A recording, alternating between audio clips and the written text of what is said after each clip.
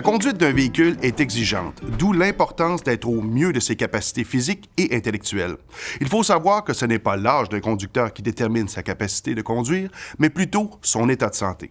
De façon générale, dès la cinquantaine, on assiste à une diminution plus ou moins importante de 3 capacités fonctionnelles. Sensorielle, par l'audition et la vue. Cognitive, par la mémoire et l'attention. Et physique, par les coordinations des mouvements et la fragilité du corps. Cela dit, prendre la décision d'accrocher ses clés et passer de conducteur à passager peut être difficile.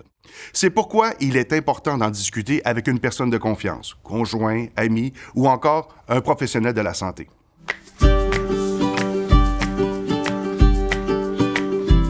Pour passer de conducteur à passager, il est important de faire une bonne planification des options possibles de déplacement.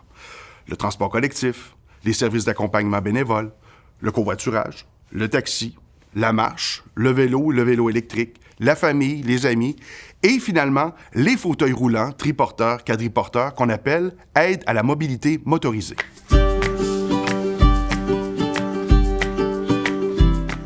Lors de l'achat d'un vélo électrique, les différents modèles, la marque et les performances sont à prendre en considération.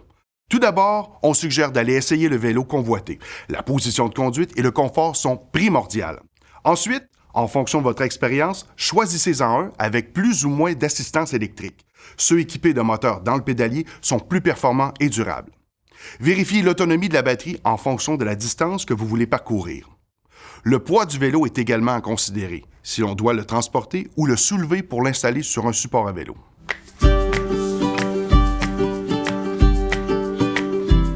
C'est bien simple, il suffit de respecter les règles qui s'appliquent à tous les cyclistes dans le Code de la sécurité routière, notamment de porter un casque, respecter la signalisation et la priorité, circuler du bon côté de la chaussée, signaler ses intentions, circuler à la file, être courtois avec tous les autres usagers de la route, etc.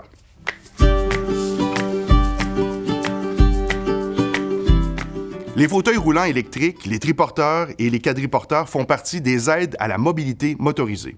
Ceux-ci doivent comporter certains équipements obligatoires, comme des freins, des réflecteurs, des bandes réfléchissantes et plus encore.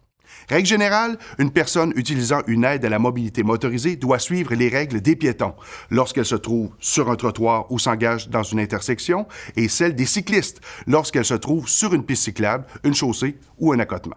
Important à savoir, ce sont les municipalités qui régissent l'utilisation de leurs pistes cyclables. Elles peuvent donc y interdire l'utilisation de ces aides à la mobilité motorisée. Renseignez-vous avant de les utiliser.